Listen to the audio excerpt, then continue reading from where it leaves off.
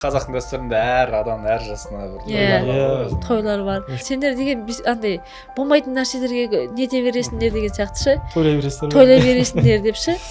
Мысалы жаңа Түркия еліне тойларына бардық қой мысалы. Бірақ бір шетінде оларда дұрыс шығар, мысалы оларда біз сияқты мысалы дастархан жайы ондай жоқ қой. Оларда мысалы тойға тоже 200-300 адам келеді. Дастархандарында су тұрады. Бір-екі таландай бір сухофрукт тұрады, болды. Келеді бәрі просто 3 сағат билеп барлығы президент ғой. Иә, подаркаларын береді. Подаркалар в основном алтын болады или ақша болады.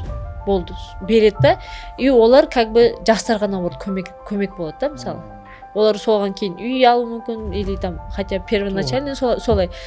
Бізде мен айтамын ғой, бізде ондай емес, бізде қарызданып болсын, кредит алып болсын, той жасай адам не дейді. Енді солай ғой қазір шын керек. Екі жақтың жағдайын жасауға сосын бар өздері. Сол ғой мысалы. Сондай. Енді бірақ солысымен де қызық қой негізі.